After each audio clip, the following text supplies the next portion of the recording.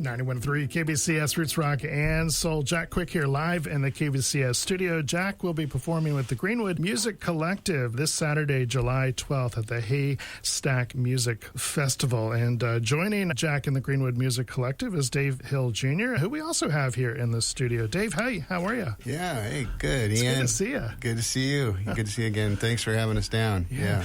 What a great lineup, first of all, that's coming through. So many KBCS favorites, so many Pacific Northwest favorites, Birch Pree and the Gin Joints. I see on the list. We love those guys. Abby Kay, we love Abby.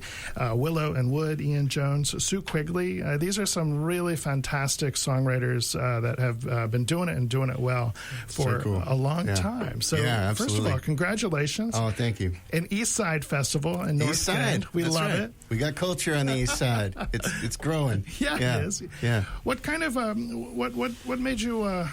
Where did the seed come from for the Haystack Music Festival here? It's kind of a fun story. Basically, way back when, so we're talking 80s again, or 89, I'm class of 89. So I went to Edmonds Community College, and there was this jazz piano phenom there named Danny Kolke, who lives out in North Bend. He teaches out there, and he started Jazz Clubs Northwest, which is a nonprofit for helping kids have jam sessions and jazz education. So I played with Danny a little bit back then, and then once I moved back to town and I started getting this hankering to play piano, I thought, well, who else should I call to take piano lessons from but Danny, because he's amazing. So you had been a drummer. Yeah, I've been a drummer for like 40-something years, but I started getting back into piano with COVID, really. I overpaid for an expensive piano, because I was panicked. What am I going to do with myself? I'm home. And then you had to learn how to play. Then I had to learn how to play. You already bought the thing. Exactly. Yeah, I had to justify it. So, and thankfully I love it, and I still just play all the time. But, so Danny, started taking lessons with Danny, and he's been doing these jazz walks and blues walks in Edmonds and in North Bend, booking them and filling them up with people and great artists from the Pacific Northwest. And he had this idea. He said, hey, I want to do this Haystack Music Festival thing, and let's do more Americana-style music, which covers a lot of ranges of genres, as you know. And so he said, how about you help me with it, because he knew that I'm still a beginner in jazz and more experienced in the alternative side of things, all country and rock and whatnot. So it just was a natural fit. That's fantastic. Yeah. So as you were kind of putting this together in North Bend, and I'm not sure if there's ever been, it's sort of I don't know how else to say it. It's like a sprawling festival over the Saturday. 17 different venues. And I think there's like 21, 22 bands coming through at least. Okay. Yeah. I think 27 by last count, but it's a lot, and some of the bands have like 5 or 6 people, and some of them are like solo artists. So it's a wide mix, something for everybody, something for families. But yeah, it's really the whole. There's like 2 blocks that kind of maybe 3 blocks that just get completely filled up with people checking out venues and wandering around. And if you have a wristband, so if you don't like one thing, you move on to the next one. And you get a chance to sample a lot of different types of music pretty quickly. So it's kind of almost like a little mini Bumbershoot type vibe or something. Yeah. Was it an easy sell for the community? Yeah. Danny has them primed because of the jazz walks and blues walks that he's done. So those are really successful. And he's good friends with the owner of the movie theater there, which is a great stage. It's an old-time theater if you haven't seen it. And so that's one stage. And then he owns Boxley's. That's operated from his charity. So he's got a great with live video and audio. So those were kind of locked in, and then he just has met the neighbors through the years. I think he's been doing it for 15 years with those. So this is the first year with Americana, and so he's set the base in a good way. Yeah. Is there something about, you had mentioned that you had bought this piano or keyboard during COVID and all the isolation that was happening there. Yeah. And I can't help but connect the idea of community sort of having to relearn what that looks like and feels like a little bit. And it's still, I think the music, venues around they're doing okay, but it still feels like it's opening back up. Like it's been a slow process, to say the least. Absolutely. Is there something there with the Haystack Festival and sort of opening back, pushing back into community there for you?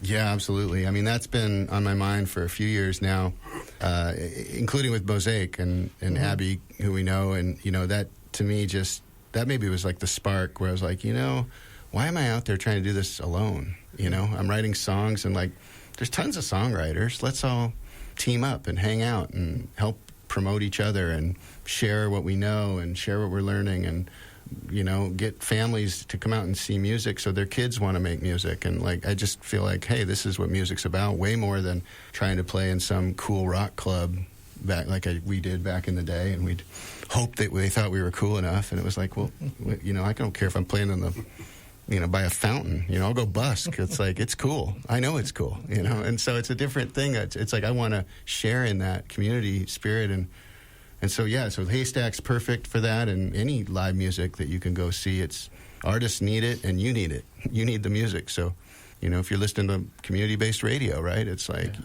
part of the reason we tune into these frequencies is because it's what... That's exactly it. That's exactly why we're here. I also kind of love that, you know, we're talking, if you're just tuning in, we're talking to Dave Hill Jr. and Jack Quick here today. They will be performing with the Greenwood Music Collective this Saturday, July 12th, at the Haystack Music Festival in North Bend. I love that the two of you guys have this relationship that goes back now, you know, 25, 30, 35 years, maybe. Oh my God! Maybe now, you know.